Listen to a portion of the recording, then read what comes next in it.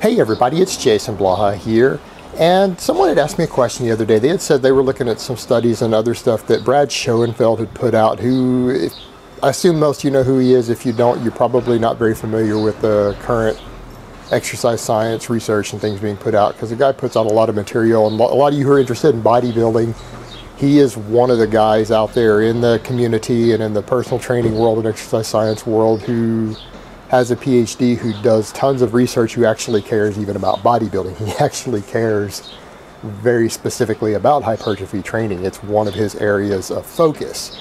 So he really puts a lot of effort into it, and he's kind of done stuff to where people see that programs he writes oftentimes have people switching what they're doing. Even when he'll write full body programs, a lot of times he'll have people switching exercises. Lyle McDonald kind of does the same thing with his generic bulking routine, and a lot of these experts, people are asking me, hey, why do they have people switch stuff up and you don't necessarily believe in it?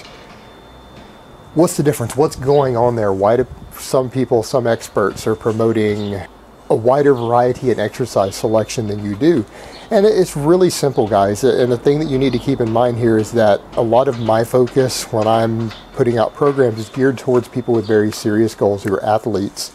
And a lot of these generic templates that are put out are for people who are recreationalists. Their career, their livelihood, or their sessions in life are probably not going to revolve around their training. And that may sound strange that you would write a different template and change exercise selection based upon that, but it's really not. A lot of the most effective training that we know throughout the past from studying athletes, and particularly Eastern Bloc athletes, these very, very low exercise selection training has generally been produced on people who are professional athletes. Their livelihood, their career, their ability to feed and clothe their family depends on their athletic performance. It is their job. They don't care about monotony so much as winning. Just like a lot of you have things that you do that you're very good at your job, that you do day after day after day, that are monotonous, and you get bored of it. You wouldn't be doing it if you weren't being paid to do it. And that applies to probably 80 to 90% of you with whatever you do for a living. If you weren't being paid, you probably wouldn't do the repetitive, monotonous shit that you do.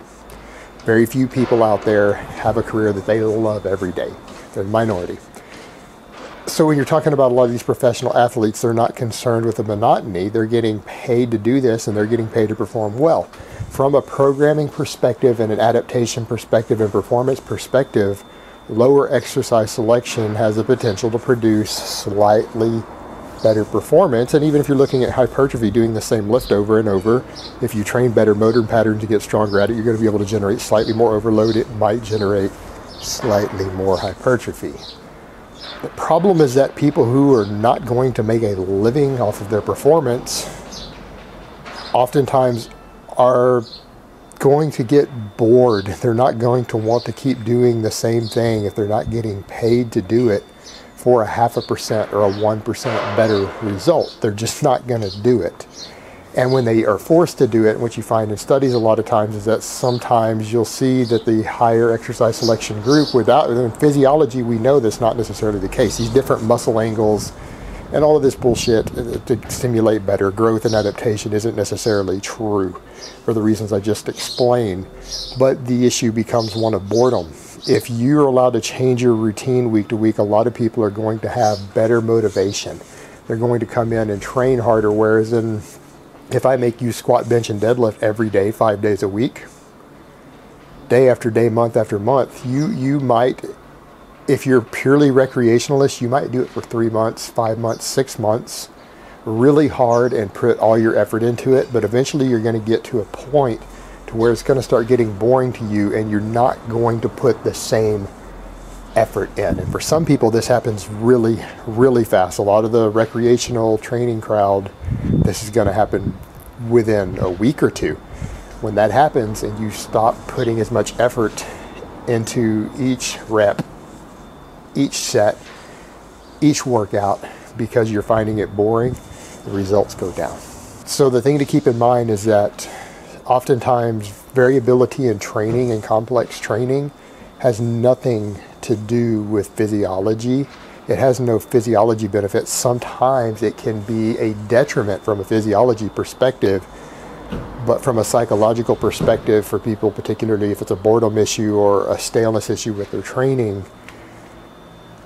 can actually be inferior from a psychological end, because if the athlete or the lifter is putting in less effort, they're going to get less results.